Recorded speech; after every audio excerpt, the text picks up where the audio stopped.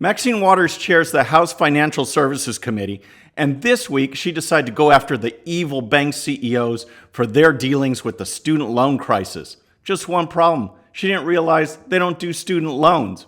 Also, Alexandria Ocasio-Cortez is taking heat for backing Ilhan Omar's comments regarding 9/11, even telling former Navy SEAL Dan Crenshaw that he should do something about terrorism. We'll look at that, plus a candidate that's even farther to the left than AOC. All of that, plus a whole lot more. I'm Bobby Eberle. This is a 13-minute news hour. And God bless the United States of America.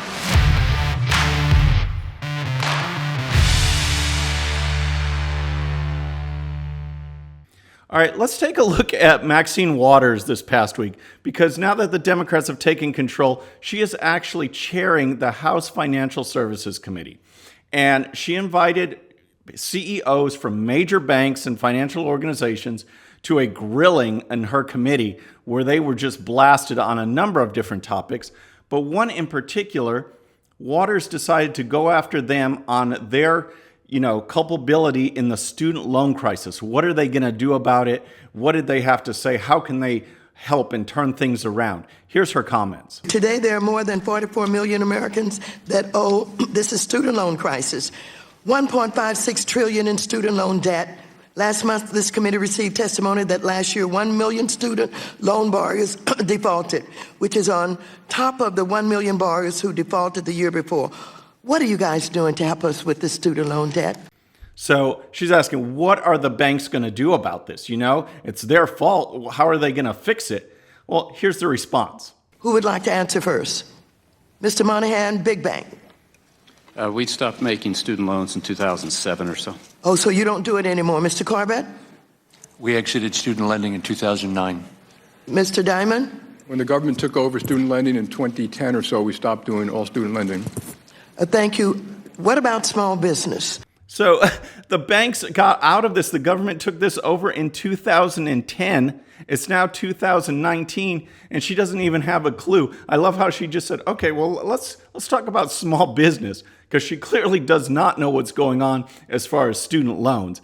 And so it just makes you wonder about the leadership in the country, which leads us to the second segment, which is really deeply personal for me. And really, I don't know what's going on in this country. So as you probably have heard, earlier this week, Ilhan Omar was speaking at a conference and talked about the terrorist attacks that killed nearly 3,000 people on 9/11 as this thing that some people did. That's how she basically phrased it. And of course, everyone was up in an uproar about it. And Representative Dan Crenshaw, who's from Texas, was a Navy SEAL, fought in both Afghanistan and Iraq to fight terrorism.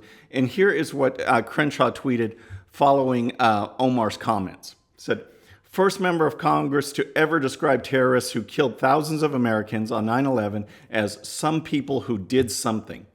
Unbelievable." Okay, and this is where I just never thought we'd be at this place in this country. Okay, I was in Washington, D.C. on 9/11. My friends all know this.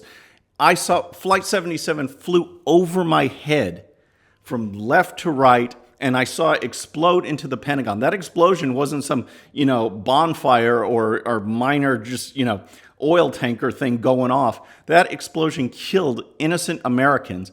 And I never thought we'd come to the day where a representative, someone that was elected to represent America, is belittling those events. And I certainly didn't think we'd come to a time where other representatives, such as Alexandria Ocasio-Cortez, are backing her up. I mean, Crenshaw's tweeted that out, and here is AOC's reply. "You refuse to co-sponsor the 9/11 Victims Compensation Fund, yet have the audacity to drum resentment towards Ilhan with completely out of context quotes. In 2018, right-wing extremists were behind almost all U.S. domestic terrorist killings.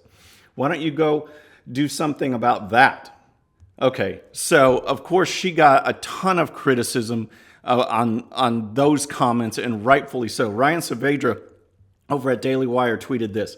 AOC is attacking Dan Crenshaw for not fighting for 9/11 victims. Crenshaw is a decorated war hero who, as a Navy SEAL, lost his eye fighting terrorists in Afghanistan, earned 2 Bronze Stars, one with Valor, Purple Heart, and the Navy Commendation Medal with Valor. Okay, Liz Cheney tweeted this out in response to AOC. There is no context in which Ilhan Omar's description of 9/11 as some people did something is anything but disgraceful. Defending her is shameful, especially for a representative from New York. All right. And again, this is my point. It's like, what is going on in this country when we can't even be unified in the horror that is 9/11? To belittle it and to support those statements is just absolutely outrageous. And, Omar and Tlaib and AOC, they deserve all the criticism they can get for this because they clearly don't have a clue. When you see people die in front of you and then you belittle it, it's just, I don't even have words for this. And I'm glad these people were out there saying something because it's just, we live in a totally different world these days. And to show you that, I want to go on. I want to mention this one candidate who is farther to the left than AOC. But first, I wonder how long AOC will actually last, because she said these comments this week. And in addition, a new poll came out which shows just how, kind of off and out of touch she is. There was a poll from Siena College that polled her own district regarding the Amazon debacle. And here is what the results were. According to a new Siena College poll, 58% of voters in her district, which covers parts of the Bronx and Queens, actually support the now abandoned and controversial deal that would have brought the tech giant to Long Island City in return for $3 billion in state and local subsidies. The district breaks with AOC on the Amazon deal. 57% say that Amazon canceling was bad for New York, and 58% would like the deal revived. Even in the Queens area of the district, over half say losing the deal was bad, and 54% would like it revived. Siena College Research Institute Director Don Levy said in a statement. Okay, what's interesting is that in that poll, 48% said they'd vote to re-elect her, okay? And that's a little surprising, and I just wonder what you think about that, because in her district, this is her district, highly Democrat, no real challenger in the actual election, and the power of incumbency, shouldn't that number be higher? I'm just wondering if statements like this, if people will have enough and want someone that actually represents their district and not is out there campaigning basically to draw attention to herself. So it's just absolutely outrageous, all of this 9/11 stuff, and hopefully it's wearing thin in her own district. But check this out. I found a candidate searching around that's even farther to the left than AOC. AOC talks about Green New Deal and, government takeover of major industries to change things and all of this stuff. Well, there's a Democrat running for city council, basically a communist, running for city council in Denver. And her name is Candy Sedabaka. And I saw a report, an interview where she sat down, and here is what she had to say. I don't believe that our current economic system actually works. Capitalism by design is extractive, and in order to generate profit in a capitalist system, something has to be exploited. That's land, labor, or resources. Something has to be exploited? She's talking about land, labor, and resources. And I can show you 1 million companies that use labor and don't exploit it. People are getting jobs, they earn a living because they work. It's not called exploitation. If a company develops a product that people want to buy, they're not exploiting the labor force. That's the give and take. And it's just, where is this coming from? But she goes on, this is the kicker right here. And I think that we're in late phase capitalism, and we know it doesn't work, and we've got to move into something new.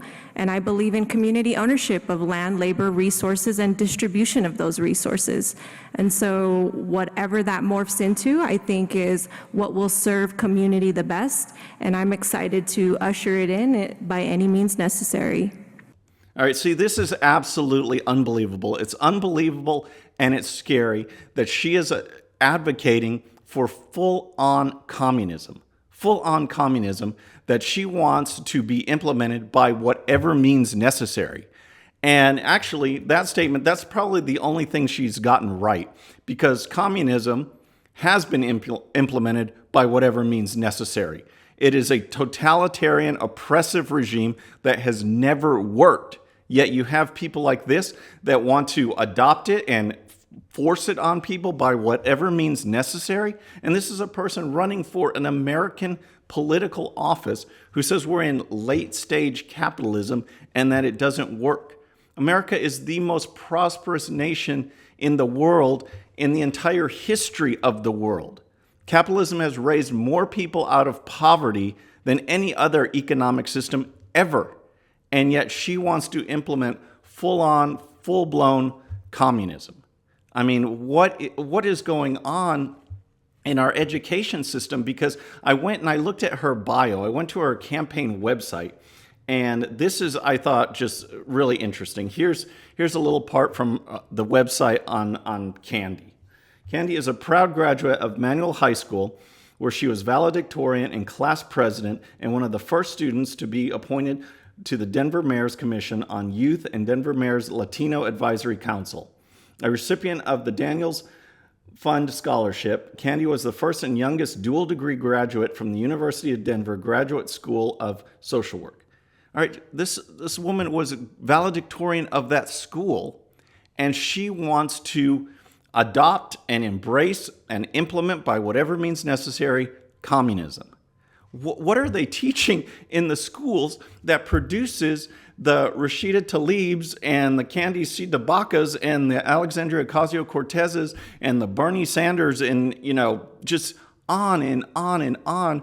All of these people that are moving so far to the left. It used to be, you'd have conservatives versus liberals, Republicans versus Democrats. You'd have a debate on one who wanted to shrink government and one who said that I think the best policy is for government to do a little bit more, for people to, on this side to say, no, we can do this locally, and on this side saying, no, I think the federal government or higher level government should do that, and taxpayers should fund it, and have those kind of debates. Now it's conservatives versus the farthest left that I have ever seen since I've been in my 25 years of politics. It's just, it's stunning that people are embracing this, and that you have surveys with, millennials advocating for socialism, advocating for communism, saying capitalism is bad.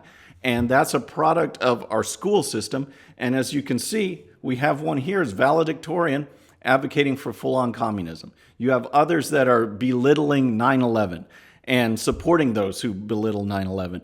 And you just have to wonder what's going on. But it's absolutely shocking that these are people who have been elected to office, people in power, making decisions, pushing forward policy, and they do not seem to have a clue about what they're doing or the history of America or the horrors of 9/11. And it's just absolutely mind-blowing. So, folks, I thank you for tuning in today. I know it's been, it's just been kind of a crazy show, but this week, your support, your comments have been absolutely awesome. So dive in today. Please leave your comments. Please subscribe and hit the bell and tell your friends about it.